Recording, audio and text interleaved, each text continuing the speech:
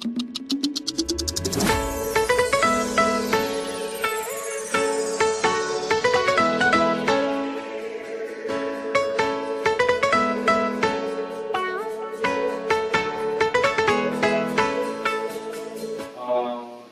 이제 이게 이제 뭐냐면 원전 지역 주민의 역학조사 결과 달성한 안타가 2배가 더 많다던데 이게 이제 소송에 이렇게 걸려져 있는 그 건입니다. 이게 뭐냐면 2011년 4월 서울대학교 원자력 영양 예약 연구소 이게 이제 뭐냐면 저희가 원전 역학조사라는 거를 했습니다.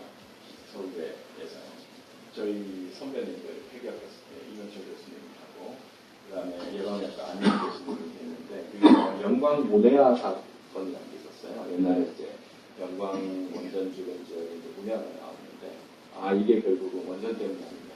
근데 뭐 문해아라는 거는 그냥 나와요. 기형아라는 게 3%가 원래 기형아가 나옵니다. 전체 어린이 중에서 신기한 게 있을 수도 있고 문해아는 좀 작은 지역이죠. 그렇기 때문에 뭐 어느 지역에 있는 상관없이 그런 문해가 나올 수 있어요. 그런데 왜 하필이면 원전 주변에 나왔으니까 이제 그거랑 관계가 있는 거라고 그래가지고 이제 각종 그런 뭐 암부터 뭐 기형부터 뭐 이런 것들을 조사하기 시작합니다. 역학조사를 그 지역 주민과 또 원거리 지역과 더 먼 거리 지역 이런 식으로 해가지고 근데 문제는 방사능이 거의 나오지 않아가지고 방사능은 측정 기준에 넣을 수가 없었어요. 그런 차이가 없었습니다. 그냥 단순히 거리. 왜냐면 사람들이 이제 못 믿었던 게 뭐냐면 방사능을 측정하면 안 나오죠. 안 나오는데 혹시 몰래 밤에 이렇게 하는 거 아니냐. 방사능 내보내는 거 아니냐. 뭐 이런 얘기도 하고 그랬기 때문에 측정을 안 나온다 하더라도 지금 없지만 나온 거 아니냐. 이렇게 얘기하는 분도 있어서 할 수 없이 거리로 한 거예요. 거리가 멀어지면 희석되니까. 그래서 거리 멀어지게 했는데 다른 암들은 차이가 하나도 없어요. 거기다 위암, 난암, 배암, 이런 고시암 이런 게 다 없는데 유일하게 제가 더워서 좀 좋겠어 저는 그 갑상선암만 2.5가 가까운 데서 나온 거예요. 그래가지고 근데 이거는 참고해야 되겠네. 네. 녹음을 하고 있는 건데. 네. 저건 주머니에다 차고.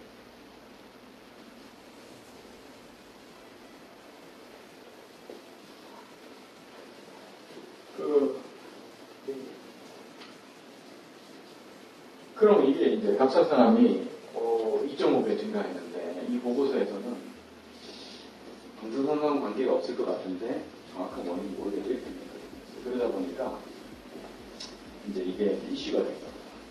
그래가지고 이게 아무래도 원전 주변에서 갑상선암이 증가되는 거 아니냐 뭐 이렇게 얘기하는 거죠. 그래서 이제 이거를 이제 좀 더 따져보면 그래서 이게 이제 한겨레에서 났던 뉴스인데 이제 법원에서 주민 갑상선암 발병은 원전 책임을 첫 인정했다. 그래서 고리 원전 방전에 이제 장기간 노출 이렇게 한수원 기자의 1,500만 원 지급 판결을 하게 됐고요. 이분은 이제 뭐 여러 가지 이제 이분 좀 기부한 게 아들도 뭐 암에 걸리고 남편도 암에 걸리고 본인은 이제 갑상선암에 걸리고 뭐 이런 그러다 보니까 이제 대장암 걸리고 뭐 이런 거는 이제 아까 그 원전 역학조사에 따라서 관계가 없다 그래가지고 인정이 안 됐는데 갑상선암은 이게 가능성이 있다 이래가지고 이 부분 이제 승소를 한 거지. 그래가지고 이제 원래 갑상선암은 워낙 많다 보니까 이제 지역 주민이 막 집단 소송을 들어가지고 이게 하나 승소했으니까 나도 좀 하면 돼. 그리고 또 거기는 또 변호사라고 이제 수임을 받고 또 돈도 벌 수 있으니까 또 홍보도 하고 되지. 근데 이제 이 판사분이 이제 본인은 전문가가 아니니까 전문가들한테 물어보는 거예요. 그러니까 서면으로 이제 이런 소송을 진행하는 과정에서 그래서 이제 대한직업환경의학회가 물어봤어요. 그래가지고 갑상선암과 과연 방사능이 관계 있냐? 그랬더니 갑상선암의 특징은 중요한 위험 요인으로 치료적 방사능 노출과 환경재해의 방사능 노출이며 노출된 방사능 용량에 비례하여 위험도가 증가하는 알려졌다 이렇게 답변하는 겁니다. 그리고 가족성 증후군이 있는 경우에도 갑상선암 증가합니다. 그리고 체르노빌 사고 때를 봤을 때도 방사선 노출과 갑상선 안에 용량 반응력이 있는 걸 나타났다. 이렇게 이제 이걸 받았어요. 그러니까 이걸 보고 그러니까 0이라고 얘기하면 어렵네. 그러니까 완전히 0이라고. 그러니까 이거 부분 순서해야 되겠다. 이래가지고 이제 해준 거예요. 그런데 이제 실제로 원전 주변의 연간 방사선 피폭량을 보면 이게 0에 가까워. 이것도 이제 제출된 얘기입니다. 근데 1년에 0.003, 0.004. 우리 자연방사선을 받는 게 3인데, 그거에 비하면, 뭐, 1000분의 1 정도 이렇게밖에 안 받는 거예요. 그런데도 이게 0이 아닙니다. 0이 아니니까, 영향이 제로라고 해야지. 이래가지고 이제 공승을 한 겁니다. 이 자료를 보고. 그런데 이 자료를 가지고 다시 이제 계산을 해볼 수가 있어요. 이 용량과 실제로 이 용량 반응도가 있거든요. 이게 아까 그 보고서 내용을 보면 위암, 폐암, 비관, 갑상선암인데 여기 이제 수치입니다. 주변 지역 건조에 대해서 1.1, 1.0까지 1.5인데 여기 다 통계적 유의성이 없다고 되어 있는데 여기만 통계적 유의성이 2.5니까 있고요. 이 피폭 반응 용량 같은 게 잘 알려져 있어요. 갑상선암. 왜냐하면 옛날에 1900년대 초에는 처음에 이제 의료 방사선이 개발되고 엑스레이가 개발된 다음에 여기저기 많이 찍었습니다. 그래서 소아한테도 많이 썼어요. 근데 어떤 당시에 잘못된 의사들이 생각하고 있었냐면 소아들은 이 흉선이라고 해가지고 성인에서는 정상적으로 다 사라지는데 이 가슴에 있는 덩어리가 있어요. 그게 이제 원래 면역체계, 소아 면역체계이기 때문에 그거가 나쁜 건 줄 알고 처음에 거기다 방사선을 쪼여요. 방사선 쪼으면 이게 T세포인데 T세포들이 다 죽으면서 쏙 줄어들거든요. 그걸 치료한다고 해서 엄청 많이 썼어요. 그러면서 갑상선도 같이 방사를 하셨어요.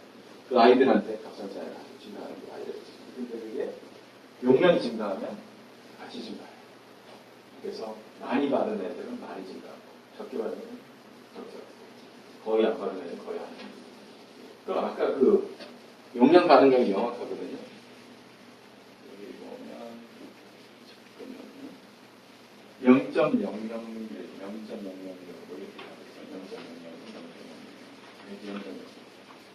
0.00. 여기는 지금 어디에 있냐면 이 그래프에서 보면 여기가 100이에요. 여기가 2000이에요. 여기가 1이죠. 아까 봤던 게 0.00001이에요. 그러니까 0의 수렴한 여기 와 있어요. 그러면 갑상선의 위험도는 0의 수렴해야 되는데. 그러니까 아까 그 직업환경의학회 거를 과학적으로 판사가 판단을 했다 그러면 0에 가깝다고 얘기해야 되지 1,500만 원을 얘기할 수 없는 거예요. 제가 다시 계산해 봤더니 1,500원을 지불해야 돼요. 이 확률로. 가능성. 자, 그럼 우리나라 왜 갑상선암이 이렇게 많냐 하면 2000년만 해도 갑상선암이 1, 2, 3, 4, 5, 6, 7, 8위 정도 별로 중요한 암이 아니었어요. 근데 2011년 딱 10년 만에 제일 많은 암이 됐고요. 1위가 됐을 뿐더러 10만 명당 113명당. 아까 일본의 소아들 보니까 10만 명, 30명으로 됐잖아요.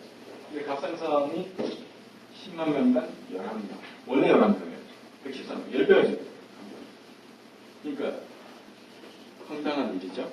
그게 실제로 그러면 저렇게 왜 증가했냐면 검사를 너무 많이 해서 증가했다라는 거. 이 논문을 우리나라의 고려대학교의 안형식 교수님하고 역학 예방약 하시는 분이 이제 뉴잉글랜드 저널 메디신이라는 굉장히 의학에서 가장 먼저 단체를 하시거든요. 여기 뭐냐면 갑상선암 검진하는 검진 얼마나 많이 해요.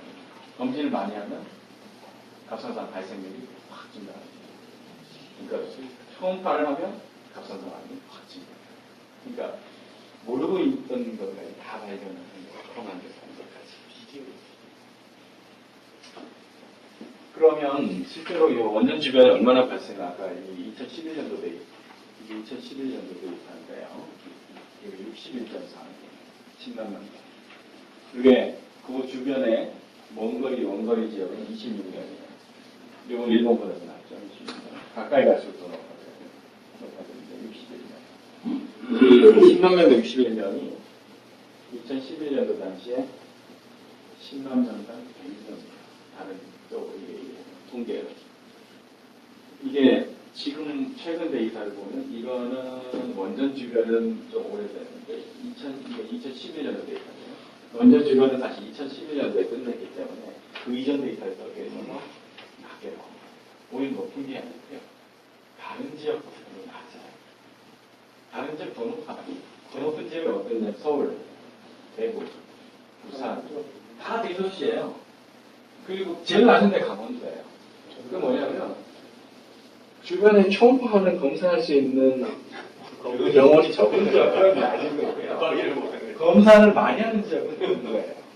그래서 이게 당시에도 이제 원전 주변에 검진을 많이 해줬어요. 그러다 보니까 그 검진을 하면서 이제 다른 더 먼 거 지역보다 높았던 거죠. 이거를 이제 보면 되게 지역으로 다시 그래프를 보여주면 되게 특이한 현상이 나타나요. 요 지역이 인지 높아요, 오히려. 전남이. 근데 요거는 논문은 잘 알려졌어요. 2000년에 영광 지역의 주변에 있는 그 어느 한 계획에 가서 초음파를 조립하면서 우리 병원은 유방암 검진을 하면서 돈을 내시면 5만 원 내시면 갑상선도 국자를 해줄게요. 이렇게 광고를 하는 거예요. 그래서 사람들이 그쪽으로 간다. 그러다 보니까 화순지역 뭐 여기저기 막 퍼진 거야. 아 우리도 하지, 우리도 공짜로 해, 우리도 공짜로 해. 그래가지고 갑상선 검진은 다 유방암 검진만 하면 다 공짜로 해요. 그러니까 이렇게 폭발적으로 들어버렸어요. 그 다음에 이제 대도시들은 이제 퍼져나갔고요. 그러다 보니까 대도시 지역과 이런 지역 이 화순 전남 이쪽 이 전남 남도 지역이 확 늘어나면서 근데 실제로 그럼 강원도는 없다. 강원도 없는 게 아니고 모르고 있는 거예요. 근데 모르고 있어도 괜찮아요. 어차피 늙어 돌아가죠. 근데 이분들 다 막 수출한 거죠. 그래서 제 주변에도 젊은 사람들이 제가 평상시에 그냥 알고 계시는 분들 저 갑상선암에 걸렸어요. 수술했어요. 이런 분들이 한둘이 아니에요. 그냥 안 해도 될 것 같아요. 다 뭐 1cm 미만. 방사선량이 오히려 인공가상보다 자연가상이 훨씬 많거든요. 근데 방사선은 분포가 화강암에 우라늄 함량하고 분포가 다르기 때문에 이렇게 분포합니다. 오히려 강원도 지역이 높고요. 서울 지역도 좀 높은 편이고요. 제주도 같이 이런 데는 낮고요. 네. 화산 지역은 낮습니다. 그래서 일본이 굉장히 낮아요. 우리나라의 자연방사선이 한 3분의 1밖에 안 돼요. 제주도 좀. 그래서 이거 지금 4에서 8, 23, 27, 38, 24, 3배 이상 차이 나거든요. 그러니까 자연방사선이 그러니까 다른 분들이 다 나는 3mC 평균으로 난 3mC 받는 줄 알고 있지만 이런 지역에 있는 사람은 2mC 밖에 안 받고 이런 지역에 있는 사람은 10mC 받는 사람이 있어요. 그래서 다 달라요.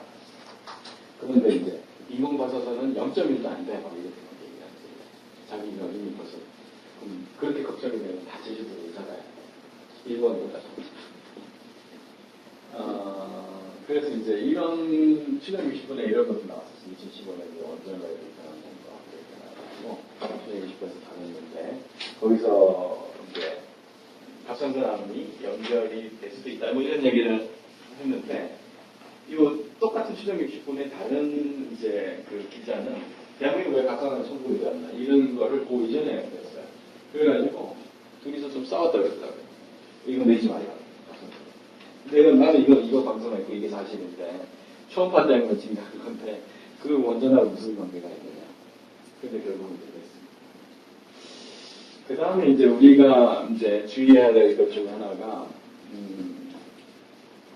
이 임신한 분들이 이제 방사선을 받으면 이제 기형이 나온다. 이게 이제 가장 큰 걱정이죠.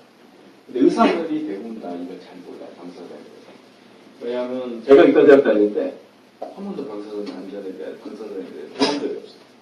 그리고 제가 이제 2013년도에 국제방사선 방어위원회가 되면서 이게 의사들도 이제 방사선에 대해서 알아야 된다고 생각해서 제가 서울대의대에다가 1년에 1시간 강의를 해요.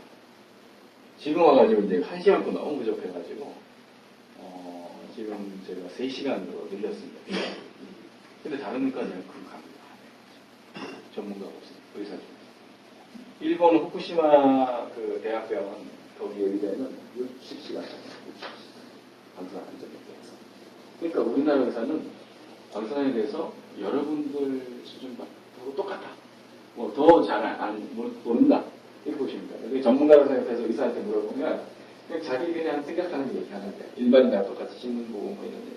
그러니까 엉터리를 얘기하는 거죠. 그 중에서는 가장 큰 문제 중에 하나는 뭐냐면 임신부가 모르고 병원에 왔는데 보통 임신 초기에는 자기가 모르는 수 있죠. 그래가지고 검사하는 거, CT 검사하는 거, 복부에다 CT 검사하는 거, 뭐 하는 거, 방금 피폭이 생기는 거죠. 그러면 걱정이 되잖아요. 이게 아이 유산시켜야 되냐? 그런데 의사한테 물고 의사가 같이 걱정. 나도 모르겠네. 그러니까 유산시켜야 된다니까 뭐 이런. 그러면 안 된다는 거예요. 이게 아시아들이 제가 국제방송방호위원회에서 아예 이거를 책으로 만들었어요. 그리고 이거는 한양대학교에 이재기 교수님이 이쪽 본 위원이었는데 지금 은퇴하셨는데 이분이 굉장히 많은 걸 한글로 다 바꿔놨습니다. 한글로 바꿔놓으면 돈 주고 안 사거든요. 인터넷에 임신과 의료 검사 치면요. 이거 고대로 다운받을 수 있어요. 이게 요만한 PDF로 인쇄한 책으로 볼 수 있는데 거기 이제 나오는 핵심이 뭐냐면 기형이 발생한다 그러면 낮은 설량에서 안 생겨요. 설량이 높아야 돼요. 100에서 1000, 1000 정도 돼야 돼요. 100에서 30 정도 됩니다. 그러니까 100을 받지 않은 경우에는 이인유산을 하면 안 돼요. 인공유산을 만듭니다. 근데 이런 현상이 언제 생겼냐면 체르노빌 사고 때 그 체르노빌 사고가 났다는 것을 나중에 독일 여성들이 알게 됐었죠. 3.11로 발표했는데 그리고 나서 그의 아이들 출산을 유산, 인공유산을 시켰어요. 독일은 거의 오는 게 안 돼요. 근데도 불구하고 공포 때문에 내가 체르노빌 날라온 뭔가 방송을 오게 되겠죠. 근데 이 방사선이 어느 정도 되면 100 이상이 되려면요. 정말 그 안에서 작업을 했었어요. 아까 사퍼가 콩쿠르 쌓는 사람들이 평균 100을 받은 거예요. 그러니까 그 작업을 했으면 그때 가서 유산을 할지 말아야 될지 결정을 해야 될지. 그래서 불과 공포 때문에 이렇게 하고 있어요. 그래서 오히려 이제 CT를 맞으면 보통 한 20, 많이 받아 20 정도 받습니다. 보시기가 해야가. 이게 한 5분이 맞죠. 그러니까 당연히 안 생겨요. 또 오히려 그때는 안심을 시켜요. 문제가 없다. 그 의사. 근데 대부분의 의사는 검사에 대해서 무시하기 때문에 같이 걱정을